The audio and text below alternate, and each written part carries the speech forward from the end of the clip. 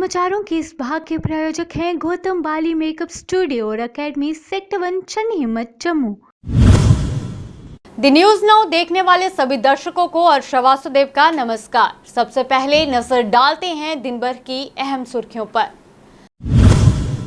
उपराज्यपाल मनोज सिन्हा ने गांधी जयंती के उपलक्ष्य पर कहा, महात्मा गांधी के सिद्धांत विश्व का मार्गदर्शन करते रहेंगे। भाजपा अध्यक्ष रविंद्र रैना ने गृह मंत्री अमित शाह की कश्मीर रैली को लेकर विभिन्न व्यवस्थाओं पर चर्चा की। पुलवामा में पुलिस पार्टी पर आतंकी हमला, एक जवान शहीद, एक घायल।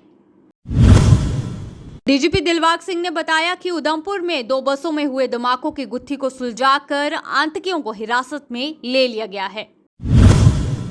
गुलमर्ग के ऊंचे क्षेत्रों में सीजन की पहली बर्फबारी, हिम की चादर से ढके पहाड़। अब समाचार विस्तार से। महात्मा गांधी की जयंती प्रतिवर्ष 2 अक्टूबर को गांधी जयंती के रूप में मनाई जाती है। महात्मा गांधी ने भारत में ब्रिटिश शासन के खिलाफ कई राष्ट्रीय नेताओं के साथ स्वतंत्रता आंदोलन का नेतृत्व किया। उन्होंने अहिंसा के मार्ग पर दुनिया भर में कई नागरिक अधिकार आंदोलनों को प्रेरित किया। देश की आजादी में उनके योगदान को कभी भी भुलाया नहीं जा सकता है। वहीं उपराज्यपाल मनोज सिन्हा ने महात्मा गांधी को उनकी जयंती पर याद करते हुए श्रद्धांजलि दी। उन्होंने कहा कि महात्मा गांधी के सिद्धांत संपूर्ण विश्व का मार्गदर्शन करते रहेंगे। उन्होंने कहा कि गांधी जयंती के दिन राष्ट्रपिता पूज्य बापू को श्रद्धांजलि। गांधी जी का जीवन सत्य, अहिंसा, निष्काम सेवा, त्याग के आदर्शों के प्रति समर्पित था। उनके आदर्शों पर पूरी निष्ठा संकल्प के साथ चलकर ही सुनहरे भविष्य तक पहुंचा जा सकता है। उनके सिद्धांत संपूर्ण विश्व का मार्गदर्शन करते रहेंगे। कार में जम्मू कश्मीर एक सितारा बनकर देश को रोशनी दिखाएगा। ये 29 दिसंबर 1947 को बापू ने उस समय बात कही थी। एकता, भाईचारे और सामाजिक समरसता के दृष्टिकोण से गांधी जी को जम्मू कश्मीर में आशा की किरण उस समय दिखाई पड़ी थी। इसलिए हम सभी को ये समझना आवश्यक है कि उनकी प्रार्थना, जैसा अभी बोरा साहब ने बताया, किसी धर्म विशेष के लिए नहीं है। उनकी प्रार्थना हिंदू, मुस्लिम, सिख, ईसाई सबके लिए है। कुछ लोग इसको राजनीतिक रंग देने की कोशिश कर रहे हैं। उनसे मैं विनम्रता पूर्वक कहना चाहता हूं कि बापू को विवाद में लाकर के आपको कोई राजनीतिक लाभ मिलेगा, इसकी कल्पना भी मत करिए। 1947 में श्रीनगर और जम्मू दोनों शहरों में बापू ने प्रवास किया था। दोनों शहरों में प्रार्थना सभा हुई थी। और अगर दस्तावेज गांधी जी के जीवन के आप देखेंगे तो बिना किसी भेदभाव के उस समय भी, श्रीनगर में भी और जम्मू में भी, समाज के सभी वर्गों ने बढ़ चढ़ करके उन कार्यक्रमों में हिस्सा लिया था। और ये बात आज मैं दोहराना चाहता कि बापू किसी धर्म के नहीं है। अगर ये कहा जाए कि बापू संपूर्ण मानवता के कल्याणकारक हैं तो शायद कोई गलत बात मैं नहीं कह रहा हूं। इसको आज सब लोग मानते हैं। जब राष्ट्रपिता की प्रिय प्रार्थना। भाजपा अध्यक्ष रविंद्र रैना, सुनील शर्मा और अशोक कोल के साथ उत्तरी कश्मीर के बारामूला रैली मैदान पहुंचे। यहां केंद्रीय गृह मंत्री अमित शाह जी 5 अक्टूबर को एक विशाल जनसभा को संबोधित करेंगे। रविंद्र रैना ने इस रैली की विभिन्न व्यवस्थाओं पर आज चर्चा भी की। जो 5 अक्टूबर बुधवार के दिन यहाँ एक बड़ा जश्न होने वाला है।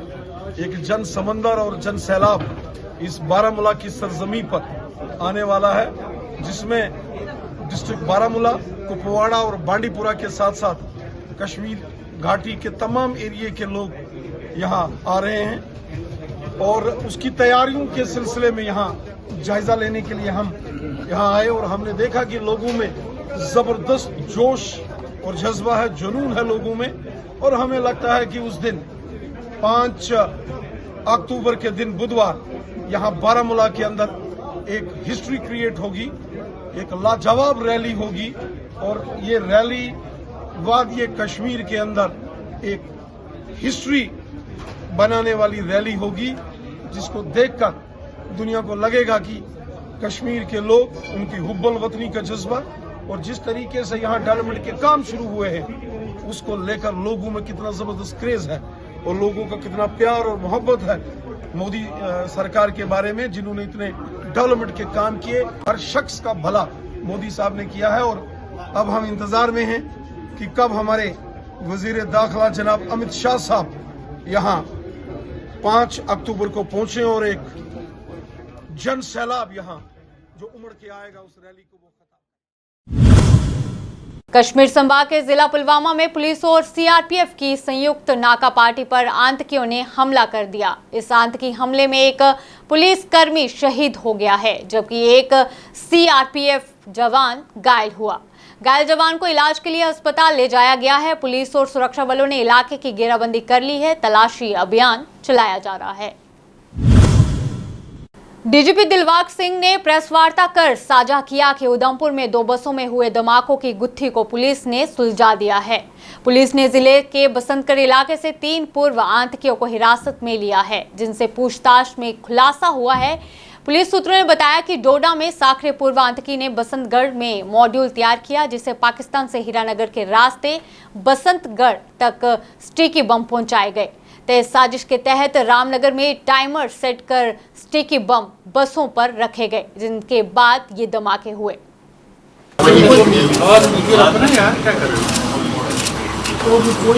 दोनों ही जगहों पे बस स्टैंड थे और जो रात को पार्किंग होती बसेस की वहां पर बसें तक लगाई गई। क्लास के टाइम पे बस में सवारियां नहीं थी, मगर बगल में कुछ लोग 1-2 जो बस में होते हैं उनको हल्की फुल्की लगी थी।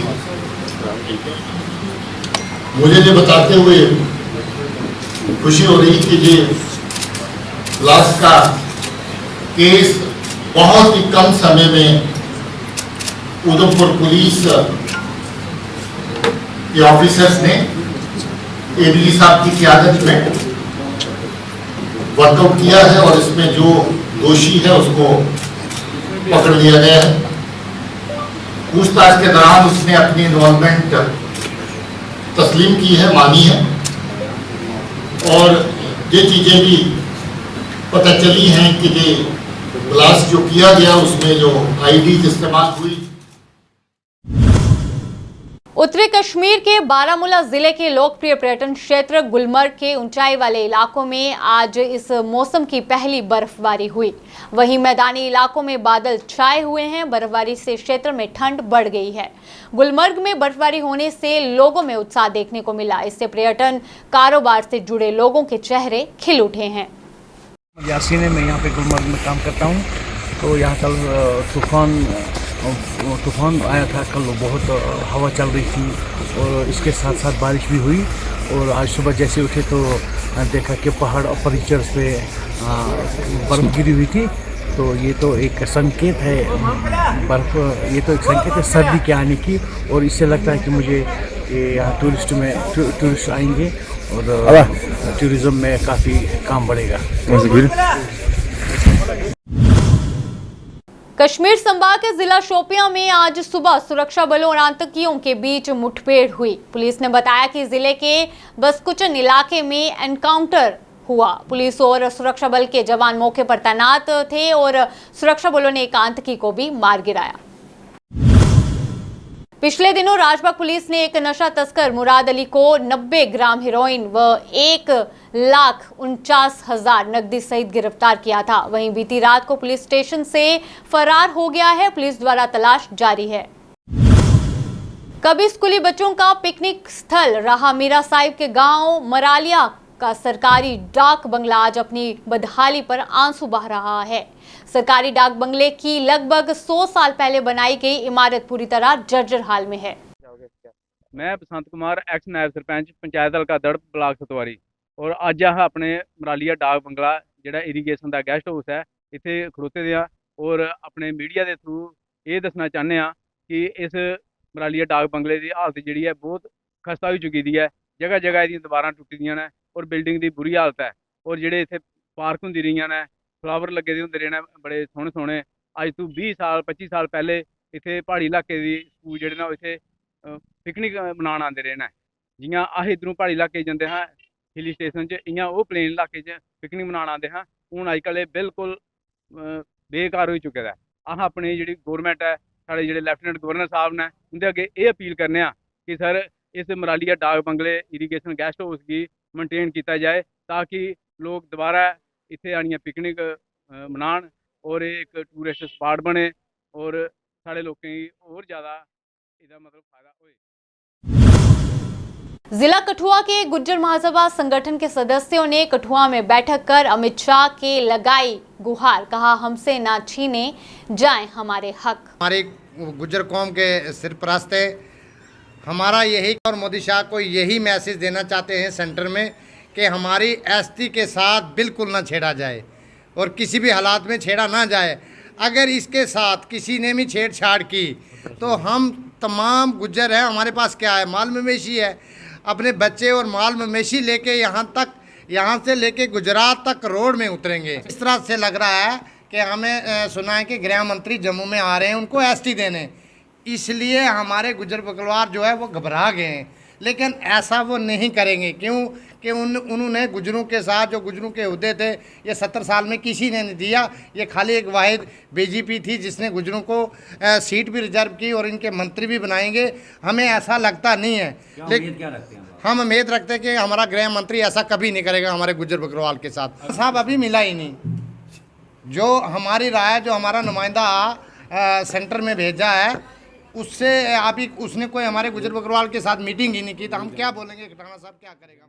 अभी के लिए इतना ही, बाकी अपडेट्स के लिए बने रहिए दी न्यूज़ नाउ के साथ। धन्यवाद।